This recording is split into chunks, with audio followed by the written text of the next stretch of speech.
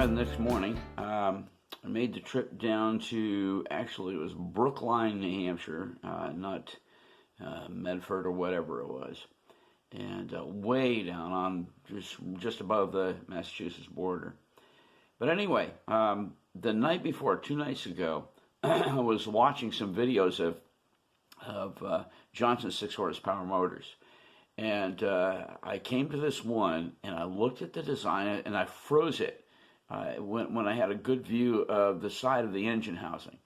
And I pulled up the Craigslist of the one that was being, that it was being advertised that I was going to be looking at. And I said, okay, that's what it is. And because it come to find out, he sent me the very poor quality photograph of the little model number thing, and from what I could make out, I pretty much confirmed my suspicions. And when I got there, that's exactly what it was. It was a CLC 22A. Okay, and the thing is, prior to 1970, I think, maybe it was 68. Anyway, prior to 1970, I think it was, all the model numbers are different. I mean, in other words, they had like 22, 23, 24, but then come 1970, everything went by the year number as the last two digits in their model number. So anyway, and I got there, and it was a 22A, which was a 1965, and I said, "Whoa!" It was the oldest one I had a listing on, and but we got there, met the guy, a very nice guy named Pete.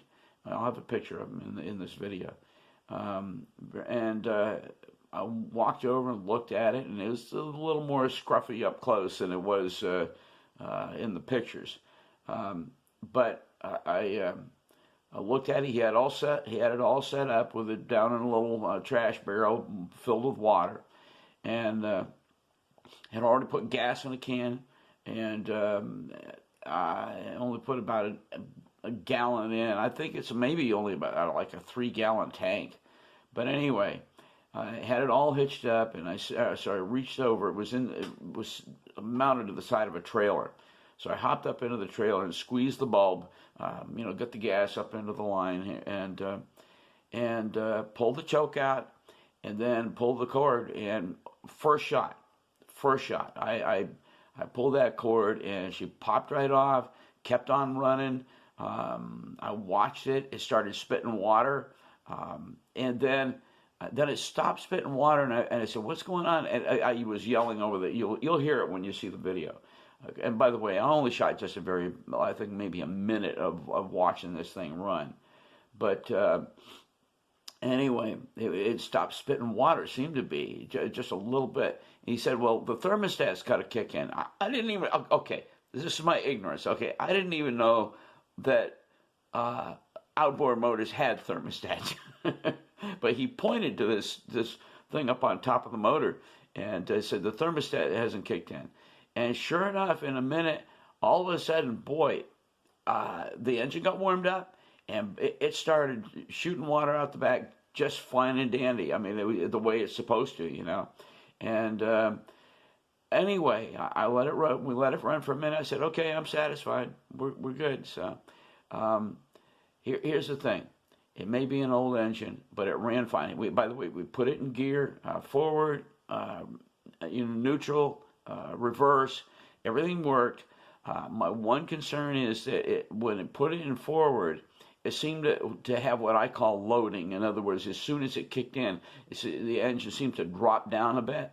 Well, the deal is this winter, I'm going to be doing a carburetor kit on it. I'm going to be, I've already studied how to do this, and I can do this.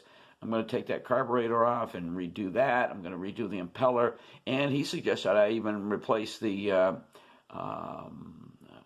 thermostat. What am I saying?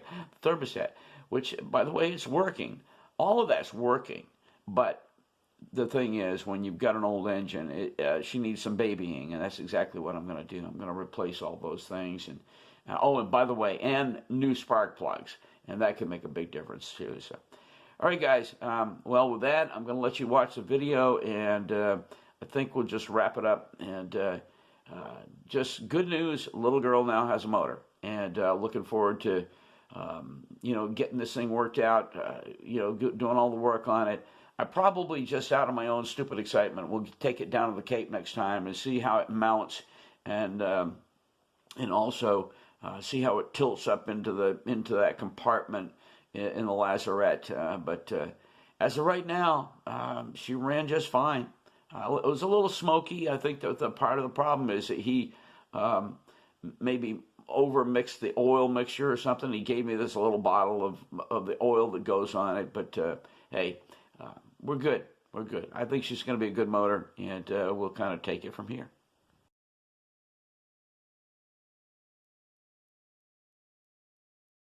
Pick up that motor, at least, Lord willing, if the creek don't rise. And let's hope it's a good one.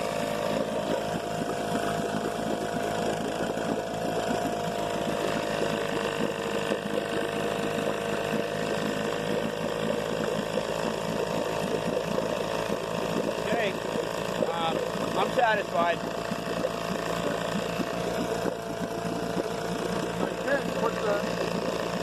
Then put it here. Okay, yeah. Right now you're in neutral. Yeah.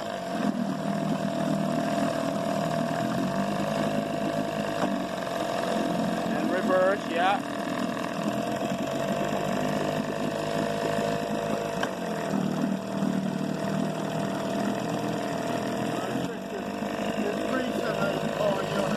Okay. All right. We're good.